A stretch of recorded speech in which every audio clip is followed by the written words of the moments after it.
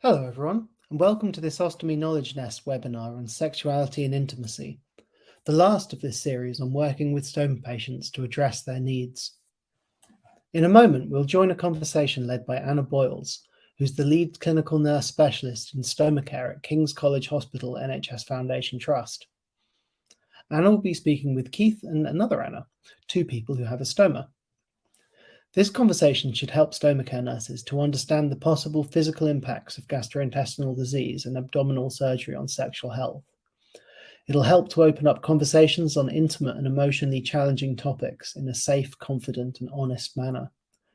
And it'll help to assist people of all genders and sexualities to overcome practical and psychological barriers presented by a stoma to living a fulfilled romantic and/or sexual life. This chat has been organised by the British Journal of Nursing and Stoma Tips, the magazine for people with a stoma, and it's sponsored by Pelican and Respond Healthcare. At the end of this webinar, you'll be redirected to a feedback survey, which helps us design content to suit your needs. This webinar should be available to stream on demand within 24 hours, and CPD certificates should be emailed to you directly within a month. If you have any questions for our presenters, please put them in the Q&A tab as they come to you, and I'll read them out at the end. Now, I'll hand you over to Keith, Anna, and Anna.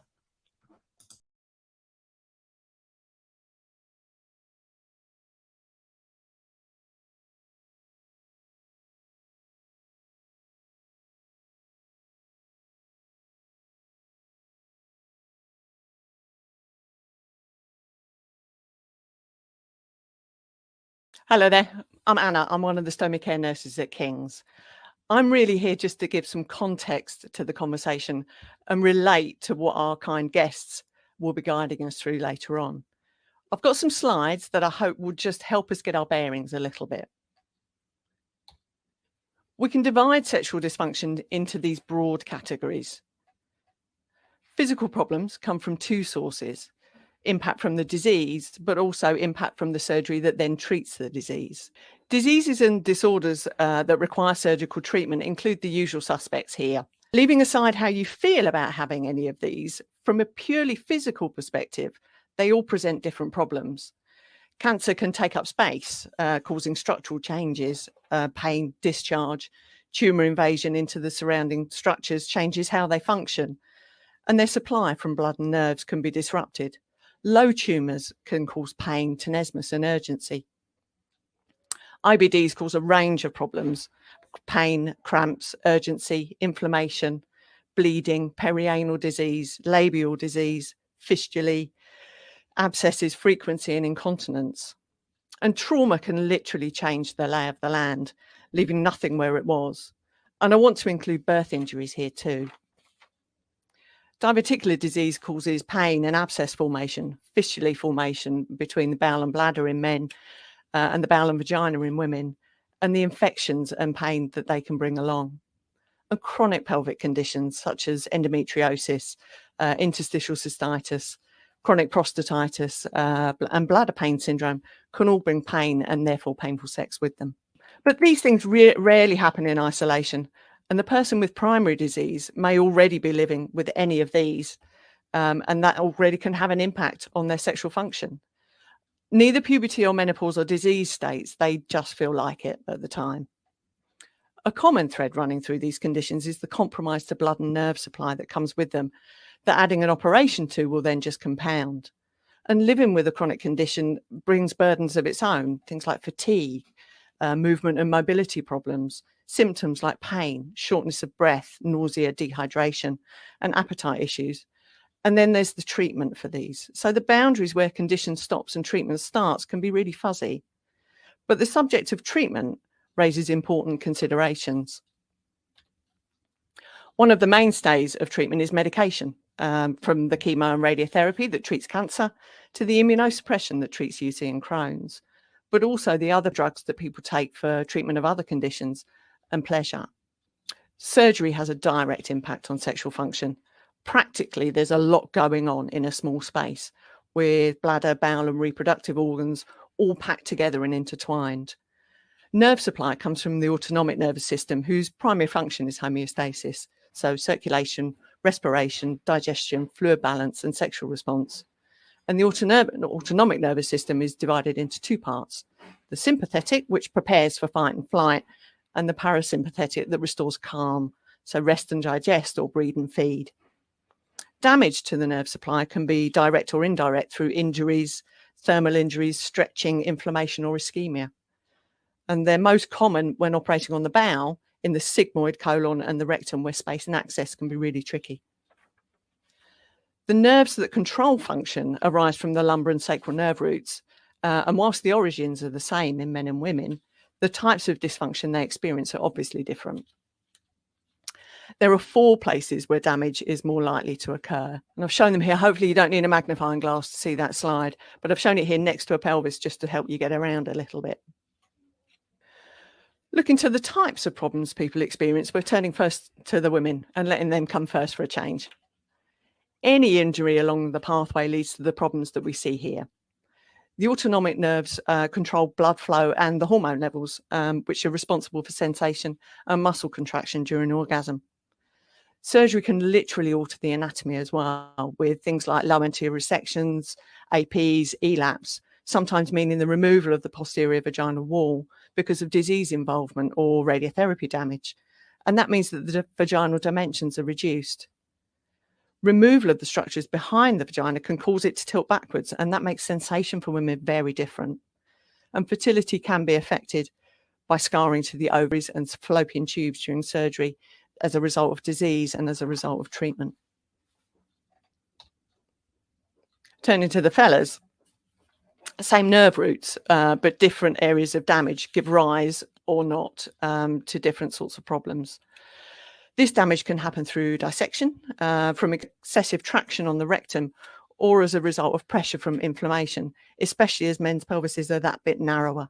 So you've got a lot going on in that small space. Aside from the physical fallout are the psychological elements that are so intertwined with how we feel about ourselves. The World Health Organization says that sexual health is not confined to physical intercourse, but also encompasses emotional, psychological, and social well-being.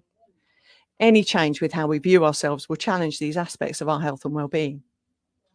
From dealing with a diagnosis or event that makes you feel that your body has let you down, makes you fearful for your future, brings you uncertainty and physical change, sex really might not be your priority in that given moment. Adjustment disorders are a maladaptive response to psychological stressors. They can manifest as a spectrum of symptoms, from mild depression to traumatic stress, sadness, hopelessness, a lack of enjoyment, and feeling overwhelmed. Change may not be sudden, but can creep up over time with a gradual diminishing. And then we show up with a marker pen and a booklet and a wash bag of stock, and we can just about be the last straw sometimes. But there is balance. And for some, the positives massively outweigh the negatives. Having a stoma can come at the end of a long and difficult path of treatment and signal a return to wellness and a feeling of having greater control and agency, and simply being ready to live again. Having a stoma inevitably changes how people view themselves and how they interact with the world. I'm not going to rehash this well-examined area of our practice, especially as we've got some experts with us today who are willing to guide us through the lived experience. Your sense of who you are can arise from how you identify culturally and where you feel you fit into your community. So you feel most at home with people who are like you and who share your values. Knowledge, empathy, and sensitivity are key to providing the individualised nursing care needed to help people navigate a path through their unique obstacles so that they can continue to feel part of the communities and cultures they value and who value them. So how much is this happening? Well, it's complicated. Many studies report high levels of sexual dysfunction and changes in body image for patients undergoing treatment for rectal cancers in comparison with other cancers. But some studies show a more mixed picture, in keeping with many of the complexities we've been talking about here. And it can be quite difficult to tease out those themes because the approaches can be very different in terms of the research itself. But there are themes that are consistent though. And I think these themes feel quite aligned to what we've talked about so far, and refer really to the multifaceted nature of feeling desirable, both for yourself and for others on your terms, but also having the physical means to fulfill those desires in a way that's meaningful to you and whoever you choose to share that with. So what does that mean for our practice? Oh, there's definitely room for improvement. When this was examined by Fennell and Grant, it was found that these 4 factors influence how sex was talked about by us. Better knowledge leads to positive attitudes and more comfort in starting a discussion. Training and experience lead to better knowledge, and a lack of training is something that nurses often cite as a barrier. But whilst training can help nurses be more assertive in addressing topics around sexual health, it doesn't seem to lead to an increase in the frequency of discussions, so it doesn't really solve everything.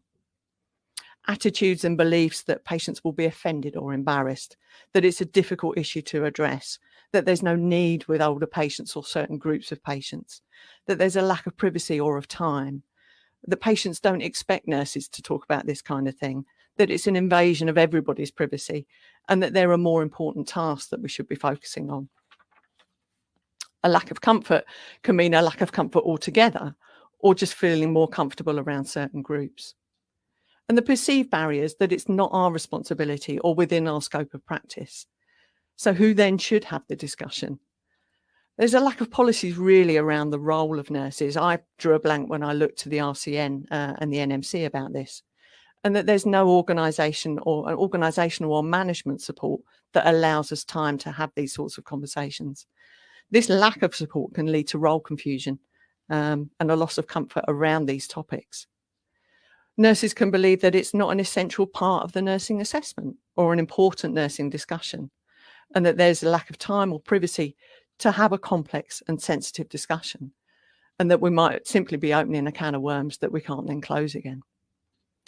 That it's down to nurses to seek education and information. You're here this evening. It strikes me that we attend yearly mandatory training for a myriad of things: basic life support, fire, information governance, all of those sorts of things. But we have no regular mandatory training or formal peer support to ensure that we have the skills to navigate these conversations with our patients. There is no framework or flow chart, but there are good principles that we can look to that surround framing courageous conversations. So let's get started, but we probably shouldn't mention parties. Hello there, you two. Hello. So would you like to introduce yourselves and tell us a little bit about yourselves? Anna, should we start with you? Yeah, I'm Anna. I live in North Wales. I'm 28 years old and I have had 14 surgeries now due to endometriosis, and it's left me with a permanent stoma. My first ileostomy formed in March 2020, and then it retracted fully under the skin, so I had to have it redone, and then had the rest of my large colon removed May 21. So yeah, that's my story, background as to why I've got a stoma bag. Yeah, it's been a long old journey, and one I'm still trying to navigate. You're always constantly having to learn how to manage, and but at the same time, I wouldn't go back to the life I had before stoma, because it was no life. I was hospitalized every 3 weeks. I was in for a week to 10 days, 2 weeks at a time. So a life with the stoma is definitely better than what it was without one. And Keith, tell us a little bit about yourself. Hi, my name's Keith Thomas. I was diagnosed in 2008 with ulcerative colitis. For 4 years, I was on a lot of tablets, including immunosuppressants, which, really messed with you. After the 4 years, my bowel decided it wanted to fail. So I was rushed into hospital, spent 10 days trying to stop my bowel from perforating. And that's when I first met my surgeon, who said, your bowel is no longer able to be saved. So I was actually given a choice whether I had a total colectomy or I had a pouch, a J pouch. I was very lucky. I got to talk to 2 gentlemen, one who had a stoma for 40 years, had a pretty normal life, and the other guy who had a J pouch. And his life to me didn't seem what the life I wanted. So I decided one operation, one recovery. And here I am 10 years later with home of the stoma, an absolutely fantastic ostomy journey. Living the dream. So you were both pretty unwell coming into this. This isn't something that snuck up on you out of nowhere. So I'm guessing that your journey into this had obviously affected your lives in every single way. And you probably didn't have, I'm making assumptions, particularly healthy sex lives going into this. No, I've been with my husband for 10 years, and he's been through it with, or a majority of my surgeries he's been through, and I've had some big surgeries, and obviously it has an impact on your sex life. It's natural to have an impact when you're having to have so many surgeries, especially when they're back to back. Like, I think I had 4 surgeries in the space of 10 months. So there was a time, it will affect it. It's only natural for it to happen. I really struggled with having a stoma initially, because I had my first stoma formed as COVID hit. So I was kind of showed how to change my bag, sent home with a leaflet, and kind of being told that you're going to have to learn how to manage. And I didn't really get any more support than that. So I found it very hard initially. I couldn't look at it. I couldn't change my own bag. My husband had to do it for me, because I would just cry my eyes out, because I just didn't know what to do, why I was leaking all the time. So then that had a huge impact on my self-confidence. So I then just didn't want to engage in any sort of like sexual activity at all. It was just like, don't touch me. It's not, I can't. And it took a good, I would say, 6 to 8 months for me to kind of get over that. And then my stoma started retracting, and I was ending up in hospital all the time because I was in so much pain, because I had a loop ileostomy initially. And then my large colon completely stopped functioning. So when my loop ileostomy retracted, it was bypassing into my large colon. So then it was just getting bigger and bigger, and then it was at the point of perforation. So that's when I had the major surgery to have it redone and my large colon removed. But I had that to then contend with again, and I had extra scarring, a massive scar down my stomach. So it's been, I'm not going to lie, it's not easy, but I think there could be more being done to support people with one. And I completely understand we're in a pandemic. I do understand that, but I'm not the only one that's had life-changing surgery, and it's just, I was lucky I had support. I don't know where I'd be able to turn to be honest, if I didn't have my husband to be able to help me. He was Googling how to change a stoma bag, and, he wasn't allowed to come into the hospital for them to show him stuff and what was normal. I had no idea when it came to diet or certain things, like having sex with the stoma bag didn't even enter a conversation at all. So I had to learn all that myself. And yes, obviously you do, but I think just to have somebody say, oh no, it's normal to feel like that, or it's normal to be anxious, or these things, there was just none of that. Right. I mean, from the sounds of it, you were absolutely thrown in the deep end there, Anna, in the middle of a very trying time. And yeah, hats off to you for making the best out of that situation. But I'm picking up sort of themes of just feeling so rubbish that really you didn't feel like yourself, let alone like your sexy self. Exactly. Oh yeah, like I think I've lost that. That came out with the colon. Yeah. And then I had a radical hysterectomy in November. Okay. So dealing with full-blown menopause at 28 is not fun. And having to navigate that as well. I'm lucky my GP is amazing. She's almost like my therapist. But it's underrated how much just someone to speak to could help, and just to say, look, this is normal, you know, because I felt I went through such a range of emotions.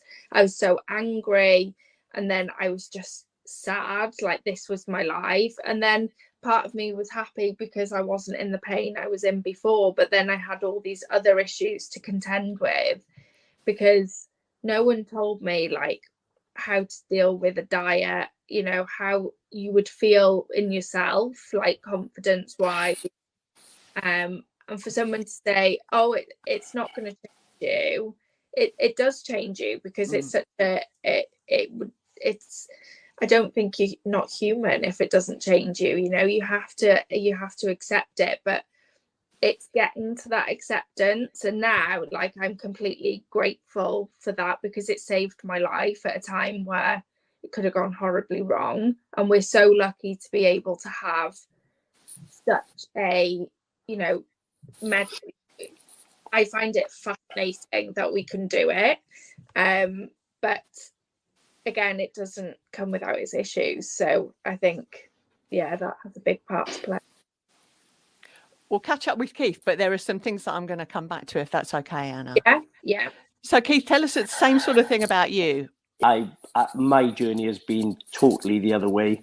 The worst part for me was before I was diagnosed. Before I was diagnosed with colitis, I went many years. I was coach driving, and I just always seemed to be ending up in casualty. You know, had the runs, dehydrated, whatever. One minute you'd be well, the next minute you'd be really unwell, and there was really no answer for it. You know, and before a diagnosis, not knowing that what is wrong with you, it's horrendous. Then I went into, I think it was just before, round about 2008, I went into hospital. I was very, very dehydrated. They admitted me straight away. I was on the ward and nothing seemed to be happening.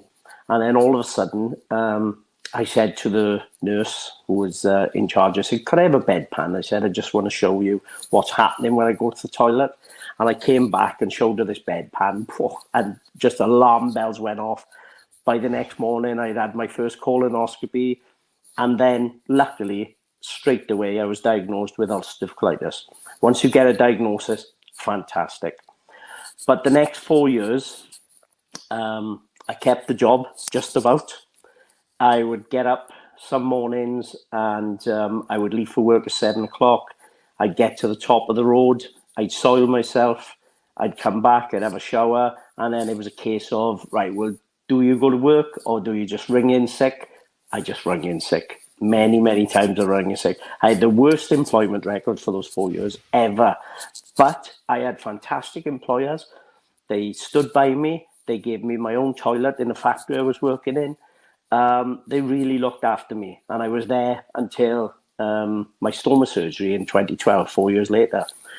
But those 4 years, from 2008 to 2012, when between my diagnosis and my stoma surgery, it was a very, very dark time in my life. Family and friends would come to the house. I would be upstairs. I'd know they would come in, or I'd hear them come in, and I just want to lock myself away in the bedroom, let my wife deal with everybody that was there. Or Keith's not well, Keith's upstairs. I just did not want to be with people. And anyone that knows me knows that's not me. I am the life and soul of every party. It's me. It's what I am, you know. And to be so ill and to feel like that, I know I upset a few people along the way, which I apologize for, but it's illness. It totally takes over your life. I had no interest in anything. Sex wasn't even thought about, you know. And I say, I'm very lucky. I have a fantastic, supportive wife who's been through all of this with me, through the illness, through the recovery. We actually have an amazing life together, you know. And thankfully, I had the stoma surgery, and Keith is back, and everything is absolutely fantastic. And you haven't stopped partying since about 2012, then, Keith? I haven't, no.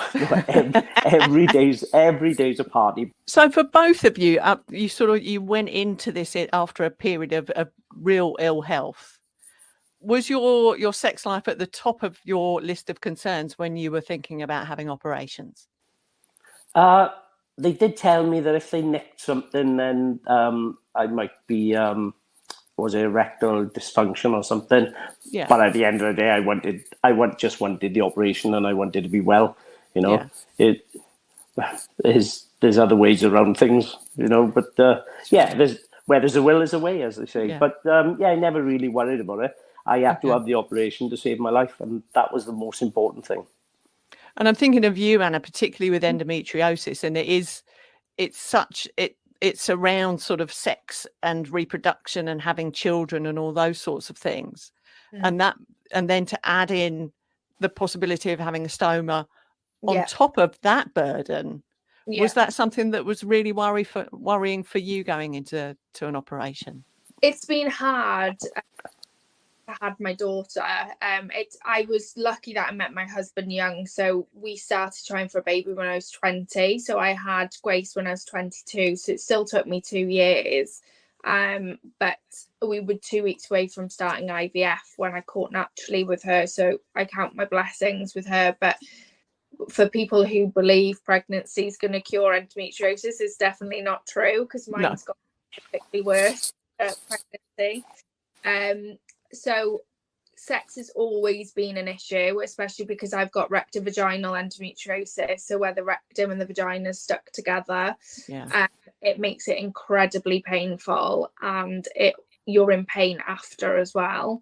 So my concern was that I would never be able to go back to some normality with having a stoma as well, especially the most recent surgery, because there was a possibility they'd have to remove them because of the endometriosis.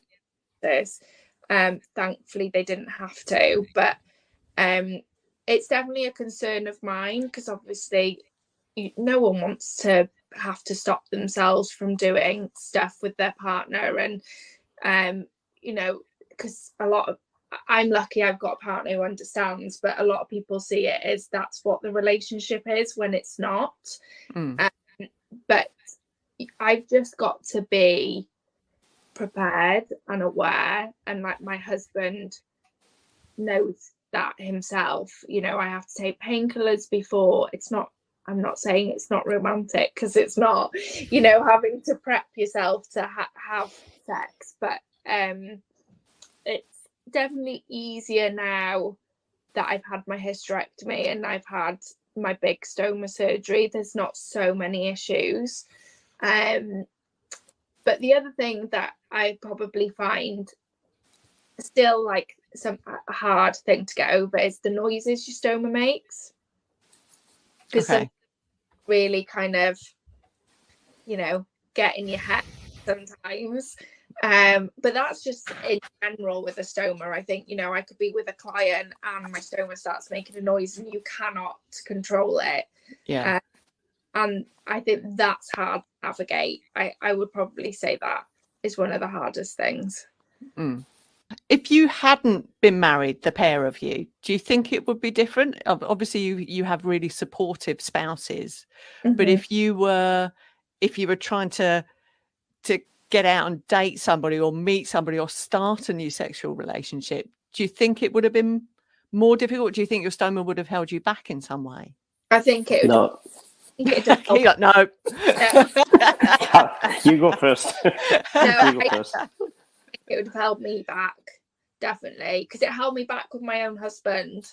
It was had to like coax the confidence out in me almost, because I had none of it. And it's sad when I look back and think that, I couldn't even look in the mirror at myself with my bag, let alone take my clothes off and, stuff like that. So I'm still yet to go and have a shower without a stoma bag on, because I just, I have that fear. So I don't know. I think it's massively a self-confidence thing. but I would dread it. I would absolutely dread it, how I would navigate that without someone supporting me, because I'll never forget, I got blue lighted quite a few times when my stoma was retracting because of blockages and things. And one of the paramedics was a young lad, same age as my husband, and turned around to him and said, "You're a better man than I am. I couldn't put up with it." Always a bit harsh. Yeah, stuck with me ever since. And it's been like, oh my God, yeah, like, is that what people think? So it's hard, because you do get that in your ear. And even though my husband has never ever said anything, it's more me doubting myself and putting the pressure on myself when my husband doesn't even see my stoma bag. It's just a part of me, see no difference, whereas it's me creating the issue.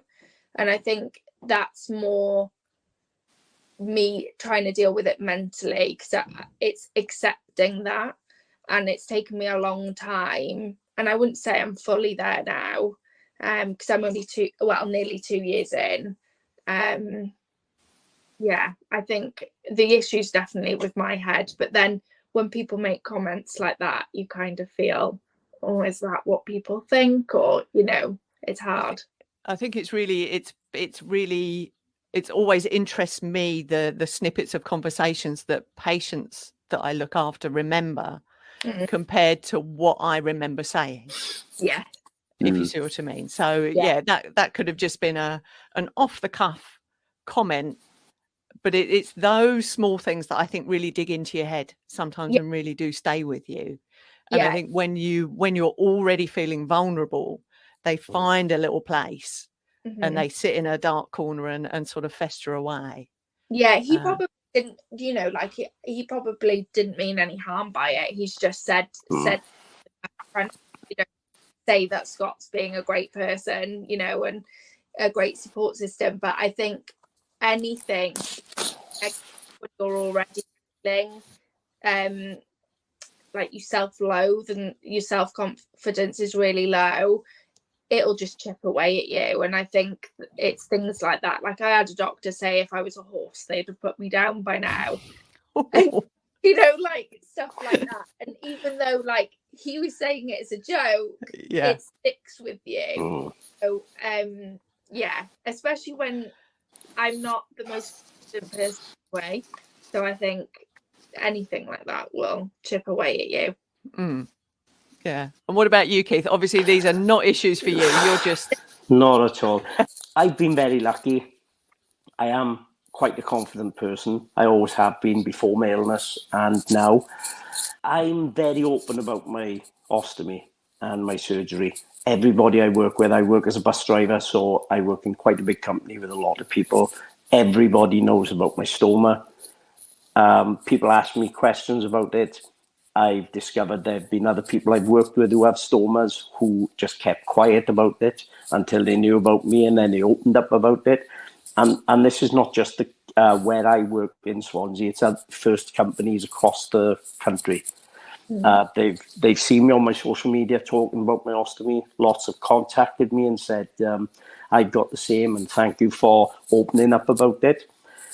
And I think if I wasn't in that relationship with my wife from the beginning, I think personally, if I met someone, went on a date or whatever, the first thing I would have to say myself is, before we go any further, I have a stoma.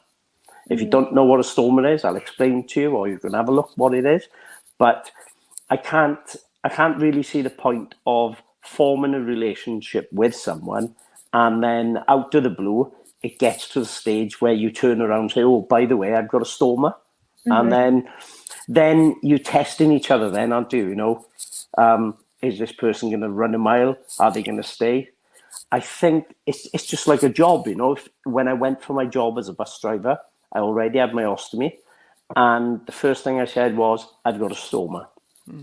I want to be open about it. I explained to them about it, and they phoned me up in the afternoon and gave me the job. I think being open is something we have to be, if you can, that is. I really can't talk about it from, say, your perspective, because I'm such a confident person, you know, and I know so many people are not confident. So I can't say, like, everybody will go tell everybody you've got a stoma. Personally, I could, but I know other people can't. So for me, it wouldn't be a problem whatsoever at any stage in life. And what can we do? What tools can we give you to help you navigate this with more confidence or more smoothly? I think you just need to put, I think you need to put in place a system where new ostomates can access people like myself. I think that system should be put somewhere where people like myself, and there are thousands of us out there who, we don't give medical advice. We're a shoulder to cry on. We are people who are there. We have been through this. You know, I've been through it for 10 years. I know what it's like to live with an ostomy. Somebody who's just going into surgery may be absolutely petrified. Find us, talk to us. You know, we're not the answer for everybody, but we are there. I'm there. I'm there to talk to people, and I think this is a way forward that hospitals and stoma care. There could be a list of people that people could go to, you know. Okay. And what would have helped you, Anna? Just general conversation, to be honest, about it. Because I completely appreciate it. It was in a time when no one knew what was going on in the world. But to just be shown how to change it once and then kind of being discharged and shoved out the hospital. I didn't know what all the different appliances were, you know, all the different stuff. I had no idea. I'd forgotten by the time I'd walked out, because I was on morphine. So I think that was difficult. My local stoma nurse now are brilliant. But the one, because I'm in a hospital, under a hospital an hour away, it was like that care and I wasn't prepared at all for it. And it was kind of made that it wasn't a big deal, and not to really kind of worry about anything. And so I felt like I couldn't ask the questions I wanted to ask. So I know there are some, but like maybe a direct line, you know, even if it's like an email where people can have that conversation, because there was so many questions that I wanted to ask, but I felt like I couldn't, because I was like being made to feel like a nuisance almost. But like for me, similar to Keith, I use Instagram, so I raise awareness for endometriosis and start my own menstrual health charity. So I'm very open about talking about menstrual health and making sure there's not a stigma surrounding it, because a lot of people don't realise that endometriosis can end up in having a stoma bag, and like I've got a catheter as well. So I think it's great having the access to that, but sometimes you just need it to come from your clinical team, you know, your medical team. And I appreciate you guys have got so much to do, but it's just, even if it was just to see how we were doing, or, you know, and I know some stoma teams do that, but it's just, sadly, it wasn't the experience I had. And whether that's because of the pandemic, and then the following May, when I had my large colon removed, we were still in lockdown. So I haven't got a great experience, just because I've had 2 big stoma surgeries in the midst of both lockdowns, which was unfortunate, I think. But yeah, I just think it's to be able to feel like you can ask questions freely, because at the end of the day, it's completely foreign to us. When we first had it, we have no idea. And like, I remember my stoma nurse saying, I do this every day and I see them every day, but it's completely different to you. So ask me anything. This was my local stoma nurse when I got to them. So yeah, but I had no preparation at all. I didn't know what I was going to wake up with. I didn't know what a stoma bag looked like properly. I hadn't felt what, I hadn't done any of that. Whereas I know from speaking to some people, they get kits beforehand to know what the appliances are that you need, and so I didn't get any of that. So I think that made it harder.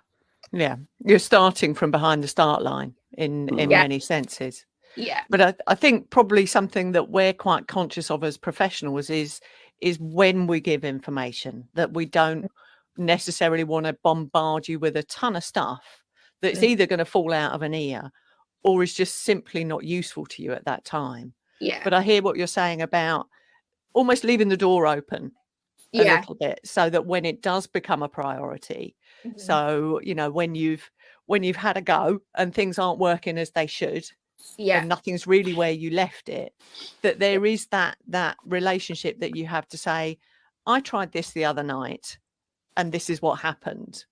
Is this normal for where I am in my recovery, or is this something that's peculiar to me, or am I just really weird?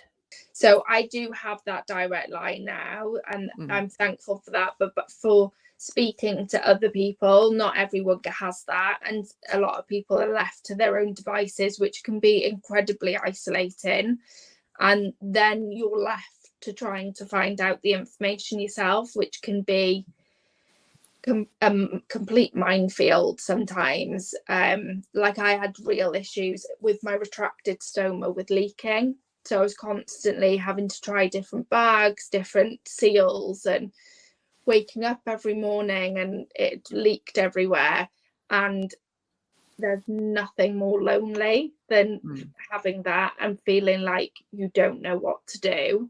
And that's when I was quite firm that I needed that support. And I'm lucky now I do have it. But I just feel for the people that don't. I think something that I pick up on there is about feeling in control almost. If you feel practical, you've got the practical elements of your stoma care really off pat, and that you've really got that, then you've almost got the bandwidth to feel sexy in a lot of ways, or to feel like yourself, or to feel that you can put other things into your relationships and into your life. So actually a lot of those practical skills, that's our expertise as well, and that, in my experience, that can often be quite an opener for the conversation as well. I've had 200 leaks, I'm going out to dinner and I'm really worried about it, or I'm going to a wedding, we've booked a night in a hotel, we've got this, and it's I suppose it's picking up on what is said, but also what's not said. And I think there is also an element that patients don't feel that they can bother us with this stuff because we're too busy. And how do you then open that conversation, and how do you then have time if it's something that you feel embarrassed about, or you feel that it's a failing on your part because you're not getting the hang of certain things as well. So I think it really, for me, it really is a partnership over quite a long period of time with the patients that I care for. And certainly the things that are worrisome for people day one are not worrisome 6 months, 12 months, 2 years down the line. That's one of the joys of what I do, is that I get to look after people for such an extended period of time. And I've seen people through their A-levels all the way through their weddings to having families of their own. And all of the challenges are different at that point. And it's having that existing relationship and having that comfort with your stomach care nurse to be able to go, this ain't right. Something doesn't feel right, something's not right, or I don't feel like myself. And trying to get to that. But I hear what you're saying as well, Keith, in that there's great strength in having partnerships with people who are like you, is what I was saying about community. I've been lucky. Well. I've been lucky. I haven't had to see a stoma nurse in the 10 years I've had it. I might have seen a stoma nurse possibly the first couple of months. Keith, you haven't lived. Where have you been? Yeah, I know. We've missed you. So I know you have. So no, I've just been lucky. As I say, home of the stoma, he works perfect. He behaves himself, apart from when I'm going to change him. He doesn't, as a rule, he doesn't leak. You will occasionally, not everybody's perfect, but But apart from that, I've had no issues with my stoma or anything else I've had to see. There's been a few funny stories along the way. Like, as I said, I had a total colectomy. And when I came home from hospital, what was the first thing I wanted to do? Make love. Didn't wait and ended up bursting the stitches in my backside. Oh. Yeah, so that was just me being me and rushing. Yeah. But yeah, I've been lucky. I haven't had to see stoma nurses, but I've always felt that I've had this thing where I have to be. I'm there for other people. Do you know what I mean? I have conversations with people around the world. Somebody actually was messaging me, a lady from Australia the other night. She was facing stoma surgery. As I say, I don't give medical advice, but I'm there to listen, tell you about my experiences, and listen to your fears, you know. And if I can, just a few words from me about how I live with my stoma, and it's not the end of the world. If that can put you at ease, job done. You know, that's all I want to do in life, is just to help people. What do you want us as stoma nurses to take away from this today? What is the most important thing you need us to understand? I would say I don't think that you as stoma nurses have to feel that you're alone, because there are people like me around that will help and support you, whether it's being there for your patients to contact. So we're a community. We really are an ostomy community. When we say we're an ostomy community, we are an ostomy community, and all the medical people like yourself, the stoma nurses, are part of it. You know, don't feel that you are alone, because you're not. I'm here, and others are here to help you as well. What about you, Anna? What do we need? I would just say to keep that line of communication with the patient, because yeah, I think that's vital, to just check in now and again to see how they're doing, and to kind of the do's and don'ts maybe with stoma care, because I had no idea about the diet, you know, what with foods to avoid, and I really struggled to find that balance with, because you obviously lose your nutrients, don't you, when you lose your large colon. So I became deficient in a lot, and again, that was all new to me. I wasn't expecting it. So I think it's just to prepare the patient, so keeping that line of communication and sort of maintaining that over a period of time, rather than we're going to give you all of that in one go. It's having that ability to change and to update, and it's just to keep that communication going, so you feel like you have got somebody that's in your corner, because it can be so overwhelming, having a stoma. And yes, it's amazing because it saved my life, but it doesn't come without its problems, and it doesn't come without its challenges. So I think, you know, it's not always plain sailing. I've had great moments with my stoma, and all of a sudden it'll start playing up and I can't get it into a routine, and everything seems to go wrong. So I think it's just having that stoma nurse to be there as a support. And lastly, any practical tips that we can pass on that avoids disaster? Do you want to go? No, you can go first. Okay. Come on, Keith. We need your wisdom. Okay, practical tips. A lot of people watching this now may not know what a two-piece bag is. I wear a two-piece bag where the back plate stays on my body, and I can just peel the bag off, put a fresh bag on. Now, if things are starting to get change in the bedroom, then I will just disappear into the bathroom and pop a new bag on. As simple as that. There's also, with the Pelican Motor V, I'm able to double it up so it's half the size. There has been the odd accident while making love. I've had a bag come off in bed. It's covered the sheets. It's covered us. It doesn't matter. We've put a fresh sheet on. We've cleaned ourselves up, and we've carried on. You know, it doesn't ruin the moment. Don't let it ruin the moment. Accidents happen. But I would say if you think you're going to be making love, change your bag, you know, put a fresh bag on if you can, or at least go to the toilet and empty it, because that's one less accident that can't happen. But at the end of the day, it is what it is. We're still us. It's just a bag. Yeah, Excellent. that's very good advice. I say I'm not the best, only because I'm still recovering from my hysterectomy, so sex isn't in my routine right now.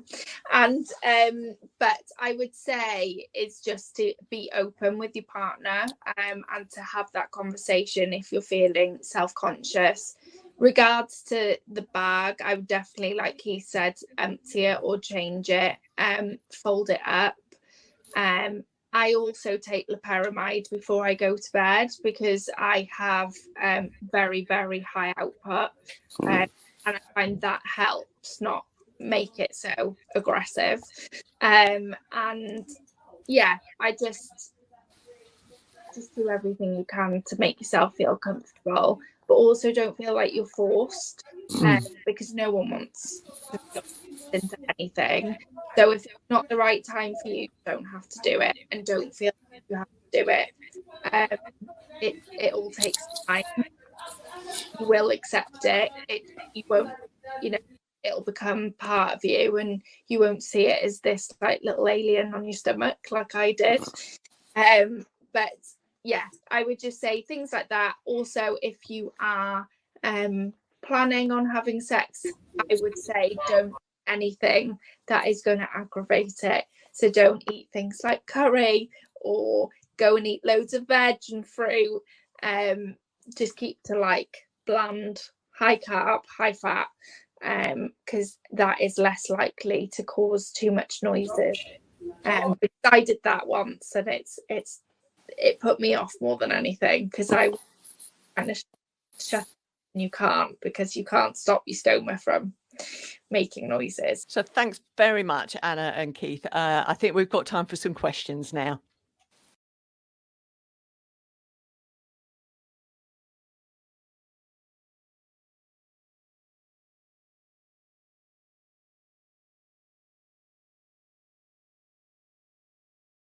There's some, before we get into the questions, there's a couple of comments I'd actually quite like to read out, because I think they really add something. So lots of people writing, but amazing talking about your journey with your life with your stoma. Thank you both. Really useful to hear your own experiences.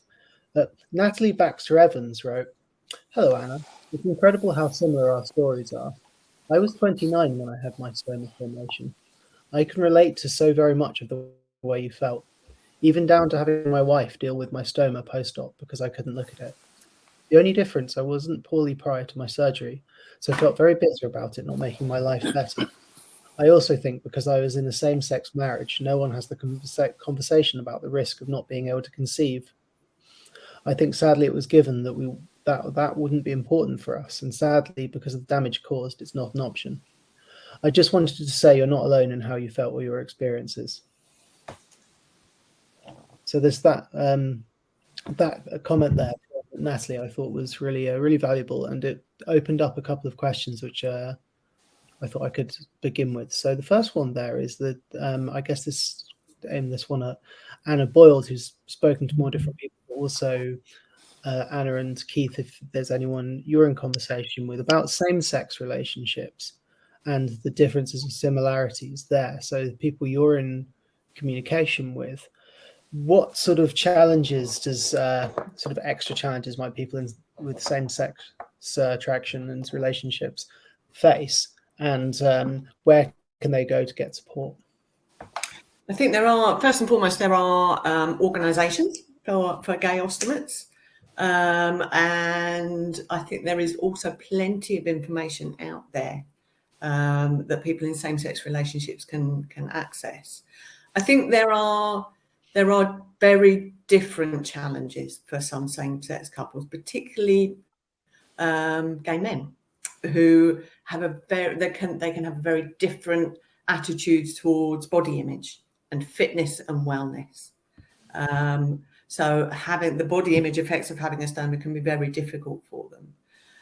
But there's also the practical aspects of anal sex as well, and the conversation surrounding that for men who are having low resections, who are having APs, and having pelvic surgery, erectile dysfunction, and things like that. So again, I think it's awareness to be able to have those conversations, and be able to open up those conversations and not be frightened of them, because they are just as important, if not more, for some couples. Yeah. That chimes with a comment in the Q&A tab from, you can find this one a second. Oh, it's disappeared, but someone asked earlier specifically about a gay patient that they had who was having issues with erectile dysfunction and had a question about where they'd send them. So if you have a patient who's experiencing erectile dysfunction as potentially a consequence of surgery, are you able to refer them to sexual health or any other place where they might be able to get support with that? Yes, you go and find your most friendly urologist who has an interest in androgyny. Nice. And is something like erectile dysfunction after surgery, is that something that typically improves and changes through recovery, or is it tend to be something more permanent? It's very different. For certain types of surgery, it's permanent. So for men having cystectomies, and quite often for men having AP, sort of permanent colostomy formation with the removal of the very lowest part of the rectum and the anal sphincters, it can be permanent. It's refer back to the slides that I had various pictures in there of a pelvis and the nerve damage.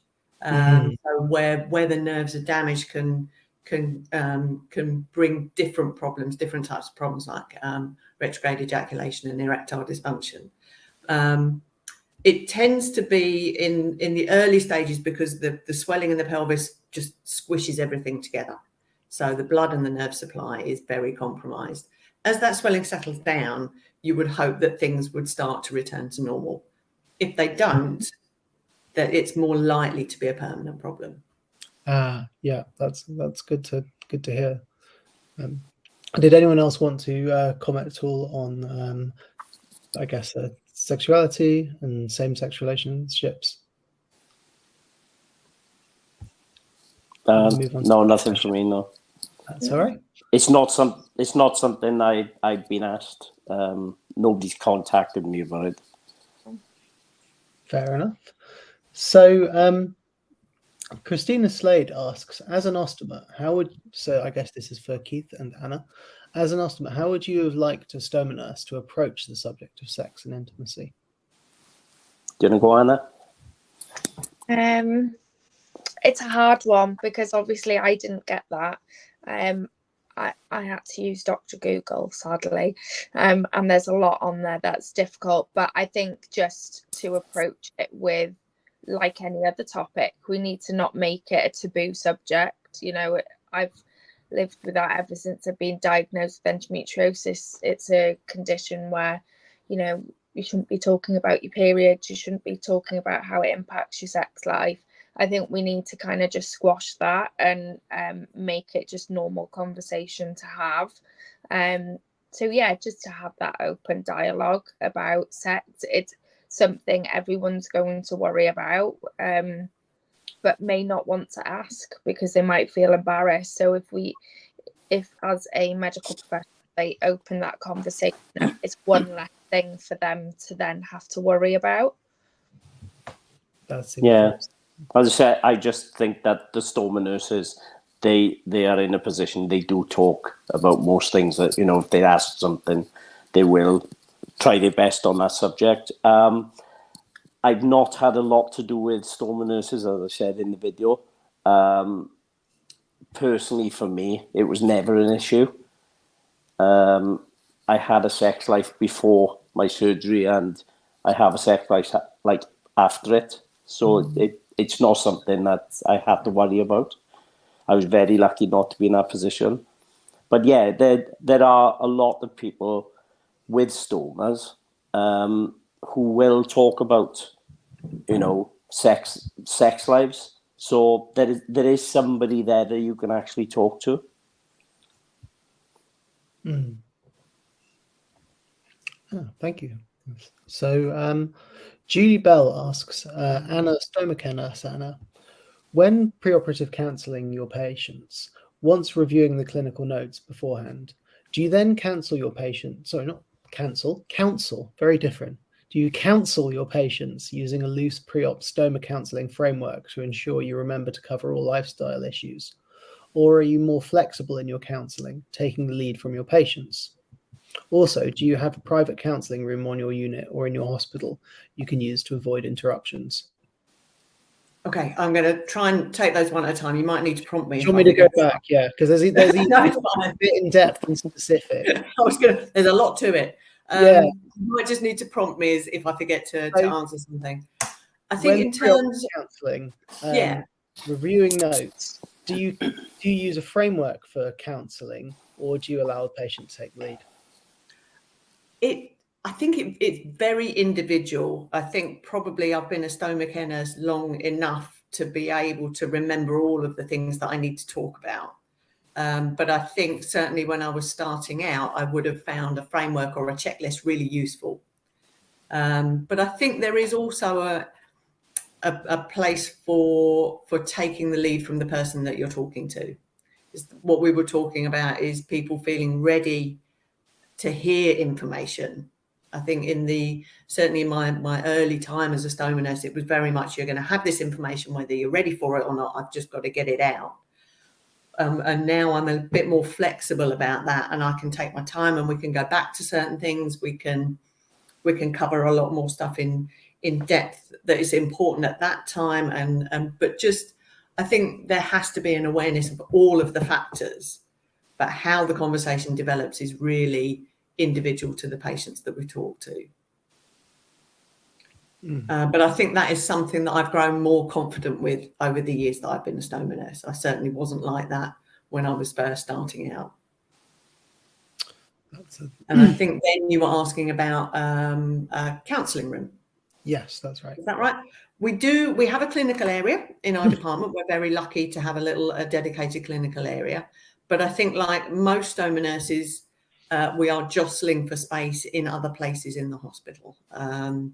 Our pre-op pathways can be sort of very crammed and very rushed at times, and you can be queuing up for rooms in some very tucked away places, especially if the surgery list has been swapped around for the 20th time that week, and that patient's coming for their pre-assessment and their COVID swab today, and they're going to be admitted or need to isolate for 2 days, or all of those sorts of things. So yeah, it's I think like most busy hospitals, it can be a movable feast.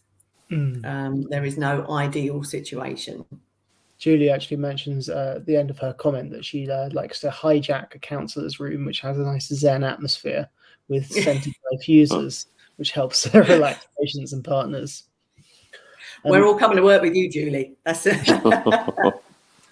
Someone else asked, Eleanor asks, do you think so I guess this is a question for Keith and Anna, do you think bringing your partner with you to stoma clinics would help? Yeah, I take my husband every time he can actually come with me. I think it's because he's fascinated by it, to be honest, but he's helped me all the way through. So yeah, I do think it helps because it was new for him as well. So he's been there each step of the way. So I don't see anything negative with taking a partner to your appointment with you when you can. Yeah, same here. My wife is, a total part of my journey. She's been a part of my journey from the very start and still is. Yeah, you're not on the journey on your own. It's the same as when you're ill. The illness is not just your illness. It's your partner's illness. It's your family's illness.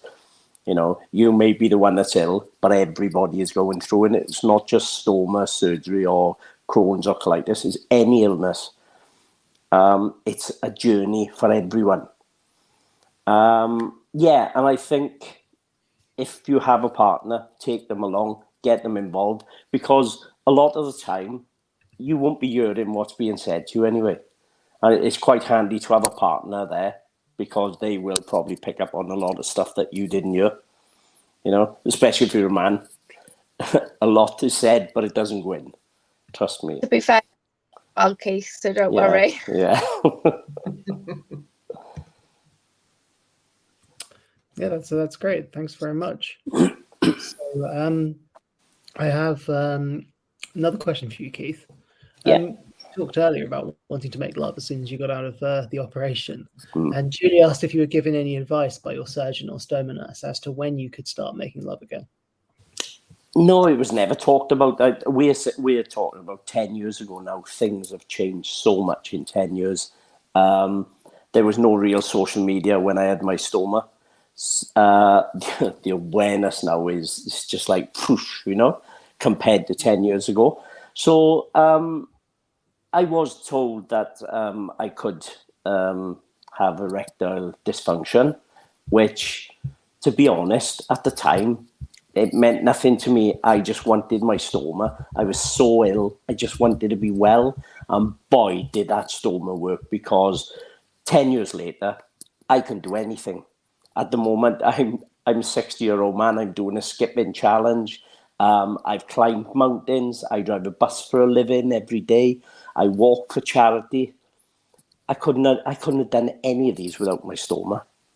You know, my stoma has made my life awesome. It really has made my life awesome.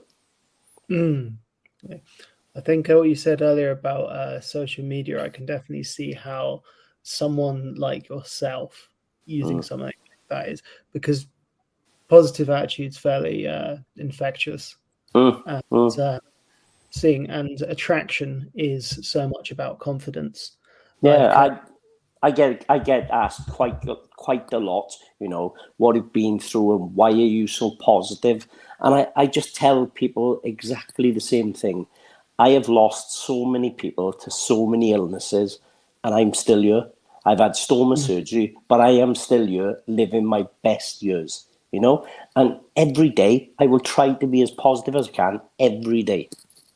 I can imagine that. I mean, I'm going to have to sort of, you know, this on. I'm imagining here, but it's not so much having a stoma in the physical practicalities that might get in the way of, particularly someone who's not in a relationship, or people who are in a relationship. There's a kind of like sexual slowdown, but it's more the anxiety about having it and the kind of personal body image. It's more likely that, you know, it would be difficult because your partner is anxious about their stoma than that they have it. Well, you know, whatever. My wife doesn't see my stoma. She sees me. And I'm sure it's the same with Anna's husband. He sees Anna, he doesn't see her stoma. It's just a small part of what we've got to live with, you know. It's a stoma. It's not the end of the world. We are still us. We still have our same personalities. So I know a lot of people struggle with it, but you know, hopefully, if you are struggling with it, you can come to terms with living with a stoma. Out of interest, as someone who knows the sort of stoma social media world quite well, you know many people who've talked and sort of posted about dating with a stoma and sort of the single life, and how's that affected them? Yeah, I think it's just like any other dating, you know. The main thing is not to go into it thinking, oh, I've got a stoma now, it's going to be difficult to date. It's not. I'm pretty sure it's not. If you can get it into your head, it's just a stoma. It's still you, couples dating. It's people falling for each other. My one thing, as I said, is that on a personal level, I'm upfront about everything, and I would have to tell somebody about my stoma day one or date one. You know, if it doesn't work out, it doesn't work out. But I couldn't go to date 2 or date 3 and then, all of a sudden, guess what? I've got a stoma.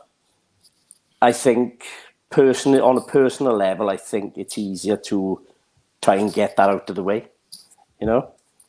I may be the minority, but that's how I think anyway. It's nothing to be ashamed of. Nothing. Completely sensible. Mm. So, question for patient Anna here. So Julie says, we do annual reviews and during COVID and telephone consultations. So I guess this is more of a comment than a question, I guess, but it's just offering some reassurance that if you need to speak to a stoma care nurse during a pandemic, that they're there over the telephone. Yeah. And I don't know if you had access to that from your nurses. Yeah. The difficulty is with me, where I have my surgery is over an hour away. So all my specialists are in a hospital over the border, over an hour away. So I had a stoma team there, and then I was then allocated local stoma nurses in my local hospital. Now they have been brilliant, my local team, once they were able to kind of take over my care. But it's all the stuff initially with my specialist that was the problem. I didn't get any kind of advice on what would happen or what to look out for having a stoma. I was never spoken about how long I should wait to have sex. Like, there was none of that. So by the time I got access to my local stoma nurses, a month had already gone by. So, you know, I had none of the vital information that I needed. So I completely appreciate certain teams do that, but unfortunately the team I was under didn't until I got allocated my local team. I see. So yeah, it sounds like you had some support available. Yeah, I think it's difficult. I do think it's incredibly difficult. So I'm in Wales, my team is in England, so all my surgeons are in England. So to get the two teams, the two health boards to communicate, it's incredibly difficult. Right. And correlate all the information back and forth. So you end up in limbo quite a lot of the time, waiting for answers, waiting to be contacted by the right team. So I think that definitely went against me in that case of having, you know, separate teams, and one would know one lot of information, the other knew another. Like, some didn't realize I'd had surgery yet, so it was just, yeah, it was difficult. I can imagine that's not something you want to have to get your head around and try and deal with when you're also dealing with recovery and everything else. No, and then you would, and which I appreciate, the pandemic was incredibly difficult, but then you were just faced with, I'm sorry, we can't do this because of COVID. And, you know, it was just like a lot of having to kind of fight your corner, really. Absolutely. Well done for doing so. And I just want to thank you all for joining in and hosting this conversation. Everything. It's been great and really interesting. So I don't know if anyone else has any sort of final questions or sort of comments or anything, or we should all go and have dinner. Well, I'm just going to say that I'm on social media. If anybody wants to look me up and if you want to have a chat, I'm easy to find. Brilliant. And it's been a pleasure. Yeah. Thank you, guys. Yeah, thanks so much. Thanks very much, everyone. And thanks to Keith and Anna. You made my job particularly easy. I'm very, very grateful to you both. No problem. Loved it. Thank you so much. It was lovely to meet you both. And you. Take care.